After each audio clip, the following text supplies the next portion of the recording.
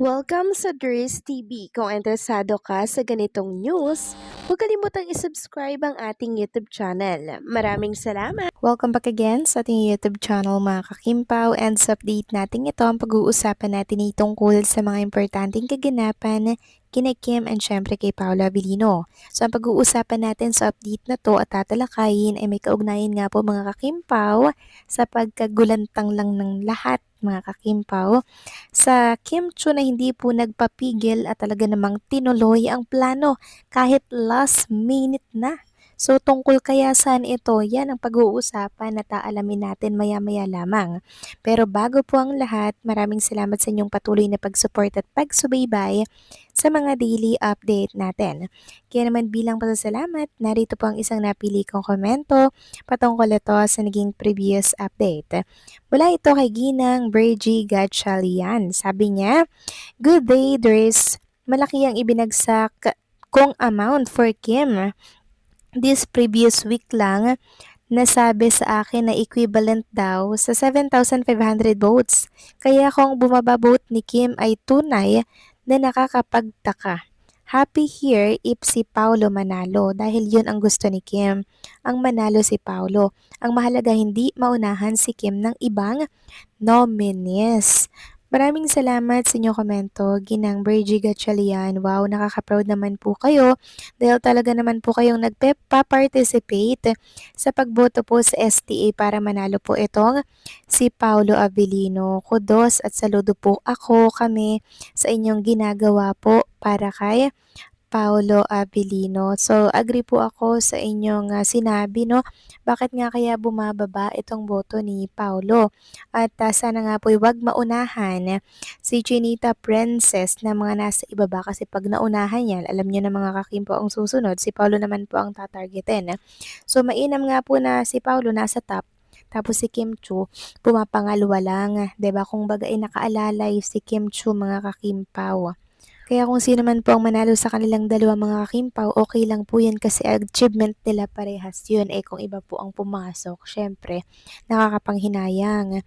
Milyon po ang ibinagsak ng mga Kimpaw fans dito at patuloy pong naglalabas pa ng pera hanggat hindi po natatapos yung botohan.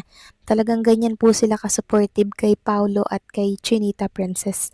Kaya keep voting lang mga kakimpaw at gustong gusto ko pong makita talaga si Paolo Avellino na naglalakad po talaga sa red carpet kasama po ang kanyang napakagandang kasuotan. Siyempre, gusto ko rin makita si Kim Chu na andyan din at very supportive mga kakimpaw. 'Di ba? Mag-oopa-opa doon si Paolo Avellino. I'm so excited. We're so excited. Kaya gawin natin yung best natin para manalo si Paolo. Okay? Katulad po ng gusto ni Kim Chu. So maraming salamat sa inyong komento ginang Bergie Gatchalian. God bless po at mabuhay kayo.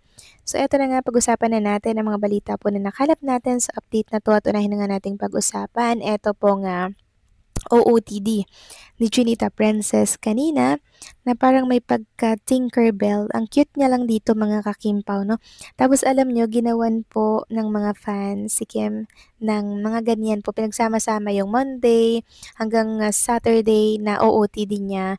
Sobrang makulay, sobrang ganda. And syempre, very passionista talaga si Kim Chu mga kakimpaw. Ayan nga po't nirepost ni Kim Chu yan sa kanyang Instagram account. Talagang effort siya every time na present po siya sa programang It's Showtime. Samantalang next topic naman, talakay naman natin ang tungkol naman po dito kay Kim Chu na talaga naman pong hindi nagpapigil. Tinuloy po ang plano kahit last minute na. Ano kayang plano yan mga kakimpaw? So kani-kanina kasi ay nag-share or nagbahagi po si Kim Chu ng video po niya na talaga namang fan na fan po siya ni Taylor Swift mga kakimpaw. At alam nyo ba, eto po yung revelasyon ni Chinita Princess. So bumili daw po siya ng ticket. Akala niya sa harapan yon kasi sobrang mahal talaga mga kakimpaw. Pero ang ending, nasa pinakang dulo po pala siya.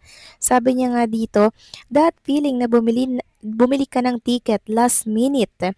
Tapos, ang mahal, akala mo nasa harap ako. Akala mo nasa harap ako. Yun pala nasa likod ko, yung nagbebenta ng pizza. But, no matter how near or how far, same feels pa rin. Love you, Ate Taylor Swift. So, super happy for you. So, nanood po siya ng concert ni Taylor Swift, mga kakimpaw.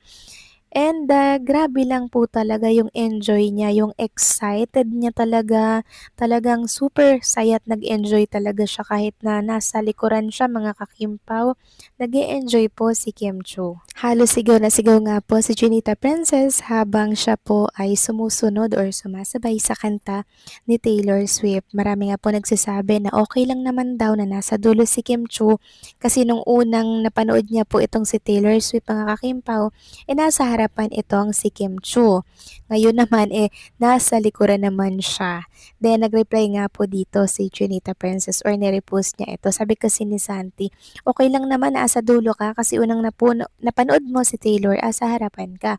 At best concert ever mo yon Princess Junita. Tapos, syempre po ito ni Kim Chu, sabi niya, OMG.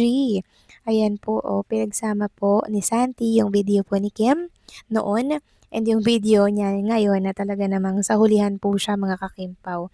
Bakit ba naman last minute na ang pagbili nitong si Kim Chu?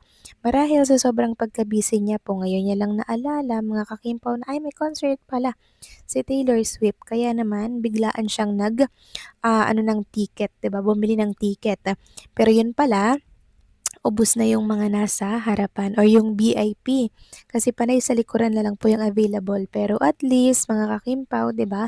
Na-enjoy din naman ni Kim Chu. Sabi niya nga, no matter how near or far, same feels pa rin daw naman mga kakimpaw. Ang importante, present pa rin siya doon and na-enjoy niya po ang concert na yun. O, 'di ba mga kakimpaw, nakaka-happy lang dahil nag enjoy si Kim Chu sa kabila po ng mga pambabatikos at bashing sa kanya, naisingit niya po itong concert ni Taylor Swift. Kasi ibig sabihin, talaga hindi naman talaga affected si Chinita Princess sa mga pambabatikos po sa kanya dito sa social media. 'Di ba? Napagtagumpayan na po niya yan, natakasan niya na yan mga kakimpaw. Kaya ito naman po, it's time naman para mag-enjoy, magsaya. Kasi itong si Kim Chu, after it showtime, nag-aaral naman yan via online ng Korean language. So, siningit niya lang po talaga itong concert ni Taylor Swift para syempre makapag-enjoy and malimutan po yung mga issue at ingay sa mundo po ng social media. So, masaya din kaming mga fans dahil talaga namang nag enjoy na ngayon si Kim at ini-ignore na lang ang mga pambabatikos laban po sa kanya. So, ganyan nga, 'di ba? Ganyan nga para ang mga bashers ay tumigil na, 'di ba? Or masawa na kasi hindi naman effective yung ginagawa po nilang paninira kay Kim Cho. So kayo ba mga kakimpaw, anong masasabi ninyo dito? Please comment down below.